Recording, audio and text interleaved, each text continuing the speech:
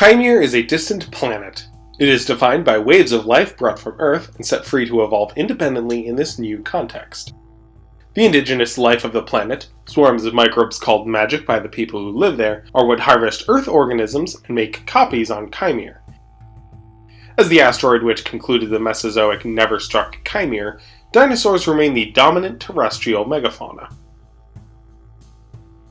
When comparing ourselves to other animals, it is obvious that humans stand apart. At first glance, it can seem as though our intelligence is what makes humans special. While intelligence is indeed an attribute which has contributed to our success, review of cognition in other animals quickly shows that we are not as alone as it might first appear. Many whales, apes, crows, parrots, and elephants all demonstrate attributes we once considered unique to humanity. These are not new observations.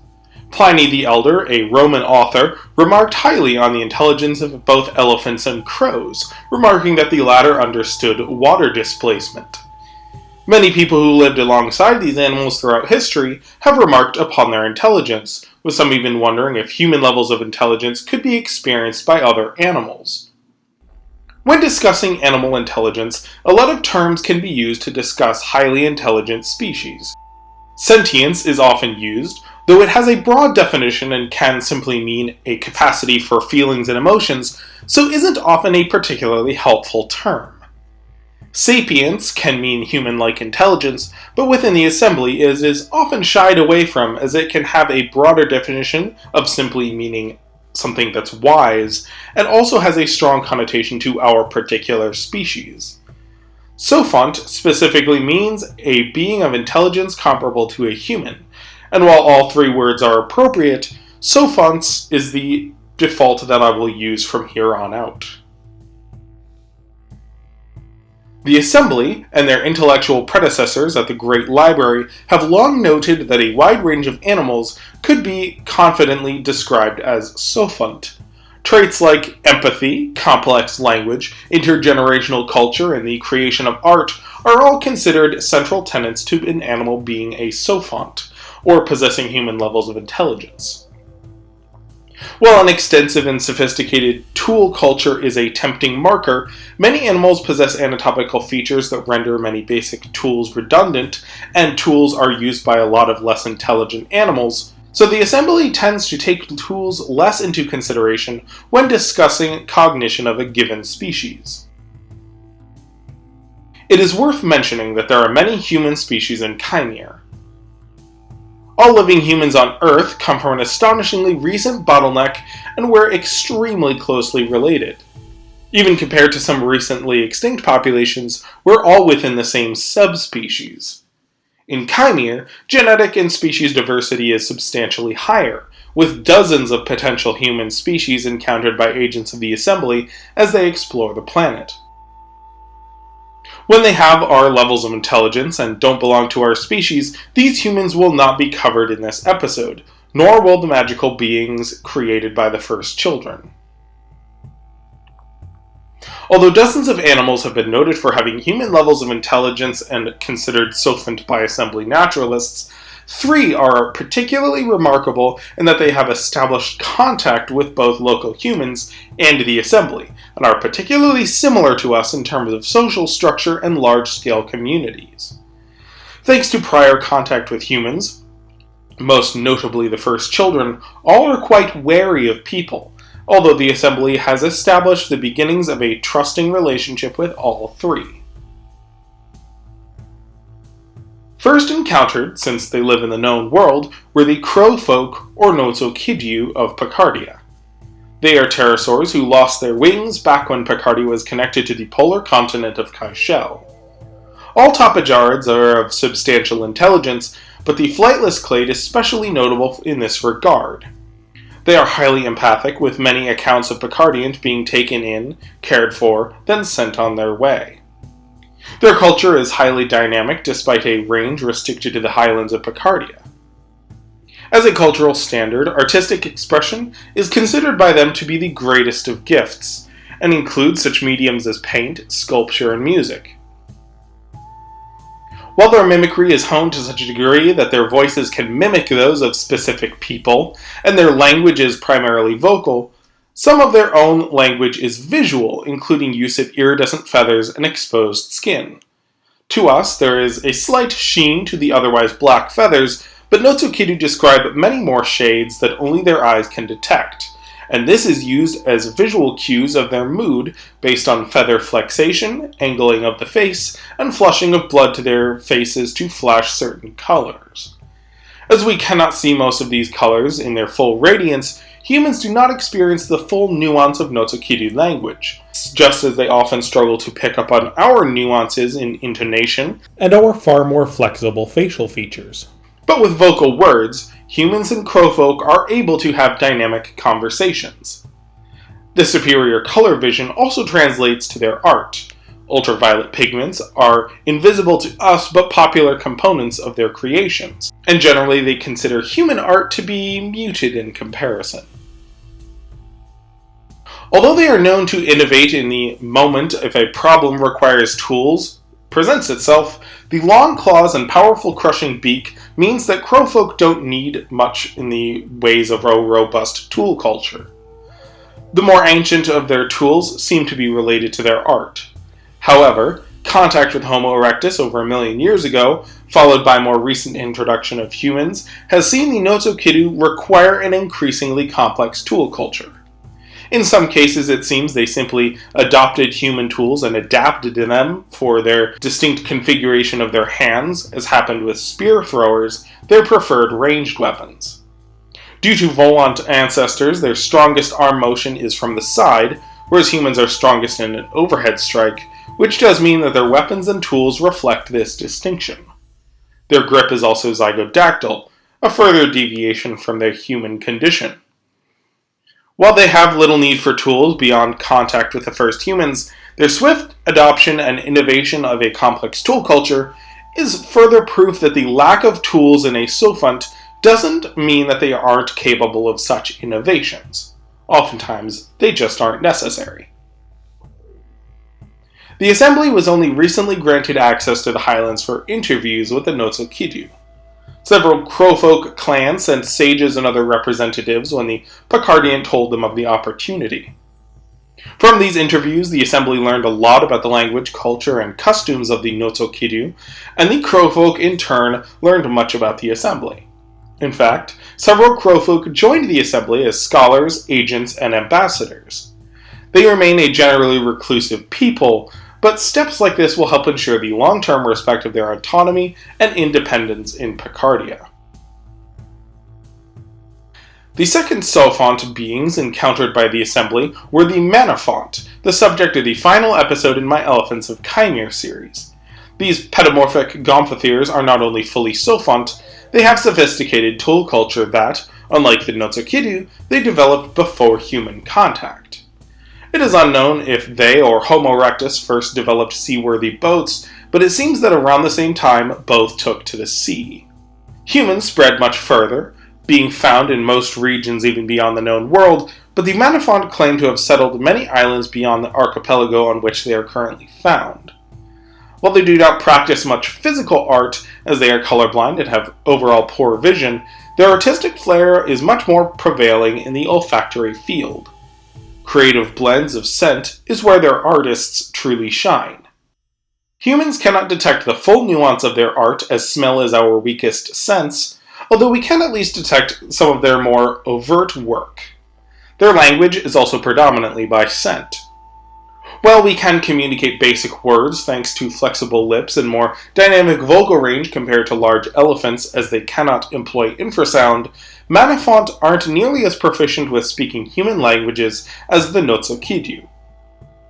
Their members who have joined the Assembly can convey basic ideas, but often require writing or a witch to translate more nuanced concepts or to overcome more challenging words. Third of these beings to communicate with people are the Scryi. Sometimes called dinosauroids by Assembly naturalists, these beings are assumed to be troodontid based on several anatomical aspects, although they may be descended from alvarezsaurids or any number of basal bird lineage. Whatever their ancestry, they are highly social and culturally dynamic. Their language is primarily vocal, and of all Sophonts, they most quickly adopted human speech. Even before contact with Assembly, they spoke many languages of indigenous Kairoulan peoples, and they took to English and other languages spoken by the Assembly agents with surprising proficiency and speed. The Scryae range throughout most of southern Kairul, with much of the foothills and forests where humans aren't common. They do have a range of tools, though like the Notokedu Menafont, it is unknown if they possessed them before or after the initial contact with early humans in Kairul nearly 1 million years ago. As an exceptional fossil of a related being is known to have been found with possible tools, it is assumed that at least in some capacity, they did have such supplements before humans arrived. Although they do possess a sickle claw, their natural weapons or tools are not nearly as potent as those of Manafont and Crowfolk, and as a result, the Scryae have much greater need, and therefore investment, in a variety of tools. Most are designed for food acquisition, as they lack anatomy to properly access usual insects that they prefer to eat, but they have a number of grasping tools for foraging, and even weapons to aid in bringing down larger game. Of the three, the Scryae were most wary of the Assembly after initial contact. Eventually they did build relationships, and one named Driika became the first Assembly scholar from his people. Later conversations with Driika and other Scryae show similar references to first children abductions and experimentations as found in the folklore of Crowfolk, Manafont, and indigenous humans throughout Kaimere. These records of the Scryae that Driika studied show the documentation on preserved hide and limestone tablets tell of the enchanted insectoid beings who captured many Scryae and infected them with strange magics. Some managed to escape the fortresses of the first children and were now witches. No other accounts in Assembly records imply that witches were created specifically by the first children, and the theory is certainly unpopular amongst witches in both Assembly and Chimeran circles. There is convincing evidence that witches can be natural, and in the wild, hives or strains will bond with an organism or lineage, but it is certainly suspicious that almost every documented witch's magic functions very similar to other witches, and almost exclusively found in Sophont species. Some in the Assembly maintain that there must be something about high intelligence that appeals to magic, but Driika dismissed this as a childish denial. Nesting and brooding amongst the Scryae is a very flamboyant process, but as no Assembly agents have been permitted to see, it is only known from second-hand accounts. Feathers are of great spiritual and cultural significance, though Driika was not permitted to disclose many details of their value. He did make it clear that any human found wearing feathers of his people would not be met with kindness, and in general, a human wearing feathers of any kind would not be met with much trust or appreciation. There was one Assembly member, Agent Carr, who was gifted with a feather after helping a Scryae chick, and instructed on where to wear it to signify its status as an honored and respected gift, rather than a trophy taken in conflict. But she did not relay the details out of respect for the people who gave her the honor. There are many other animals that are by any reasonable definition Sophont, but either lack of complex language or culture, don't have a need for tools, or aren't particularly interested in socialization on a large scale, or contacting Assembly agents. Their intelligence made some consider the current understanding of the word insufficient. The cachalot, all three species of killer whale, many krakens, and mammoths of the highland steppes all have fairly sophisticated languages, high capacity for empathy, and intergenerational culture, though their languages haven't been documented as translated by Assembly agents. While there's not much evidence for art, Mokreen have been documented to make configurations of shell and stone on the sea floor. When the Angaru of Picardia occasionally use tools, especially in the construction of their complex nests, their small troop social structure means that any language they develop is generally unique to that family. They have a great deal of empathy, often nursing other animals back to health. This is also the case for many parrots, especially the giant parrot Rukel.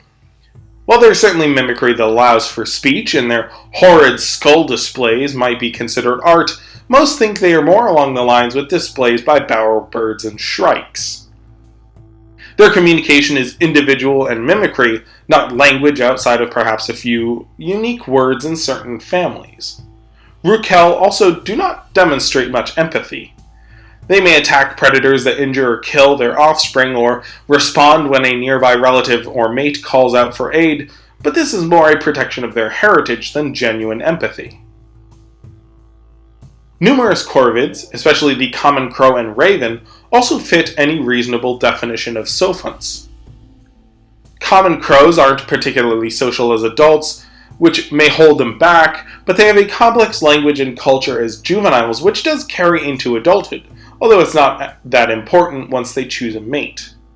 As a testament to their status as Sophonts, several crow and raven witches have been documented over the years. The jay crow, a giant jay, is often regarded as the most intelligent of Chimeran birds, but they are notoriously lacking in empathy, and will readily lure predators to kill an animal that has in some way slighted them. This is particularly well documented in Kaishel, wherein jay crows will make horrid calls to lure the silent ones if they believe a traveler has not offered acceptable bribes. Firebirds, particularly those of the genus Pyrostrixus, are notorious for their high intelligence. All are known to make art when bored, if at minimal complexity, although they do not have a consistent language, nor a need, as most species do not socialize beyond their mate and siblings. Caraci are much more social, and not only did this make them more eligible for partial domestication, they are also much more complex in their vocal communication. Both Indrici and Caraci have ample evidence for empathy beyond their species.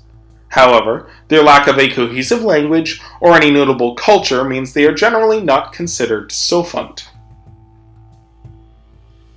Magic itself is noted for having an astonishing capacity for intelligence. Witches often describe the sensation of asking their magic to solve a problem, and it being done in a number of creative ways. Innovation may be too strong a word, as magic often sticks to a single solution once it is discovered, but these solutions are often come in unexpected ways. The most powerful magic known to Kaimere, the portal itself, was certainly creative in sending portions of itself out into space to discover new sources of life to supplement its territory. How magic communicates is poorly understood, though electromagnetic pulses seem a component, and its communication certainly seems to constitute a complex language. The definition of art is complicated. In some cases, such as those presumed ancestor to skin changers, magic might alter the form of a predator into prey that it inhabited before its old host was killed, but this is not done out of a desire to create. Sometimes, however, alterations to a host do seem to be done with an artistic flair. Empathy is a difficult subject.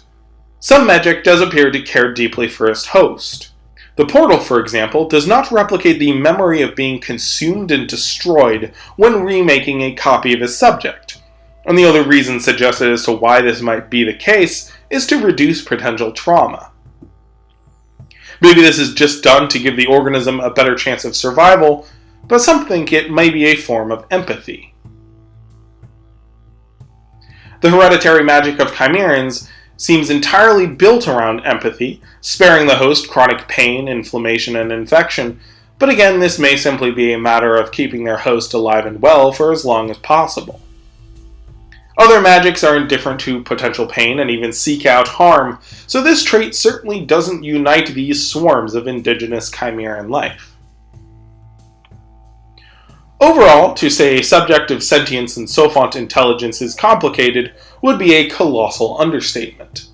It is one of the most heavily debated topics amongst humans and Chimeran scholars. As technology and understanding of non-human intelligence continues to improve, this list may be expanded and further clarified. Broader perspectives expand understanding, and the Assembly is enthusiastic to continue working with agents and scholars from the Notokidu, Manifont, and Stra'ari to better understand Kaimere, Earth, and everything between. Shout out to Lucas for sponsoring this episode. The subject of non-human intelligence and how it manifests is a topic I was very excited to explore. This episode only scratches the surface, and there's so much more development ahead, but it was fun to helpful to establish this foundation. Cheers again to Lucas, to my incredible Patreon patrons and YouTube membership partners, and thank you so much for watching. Stay fantastic, everyone. Cheers, folks!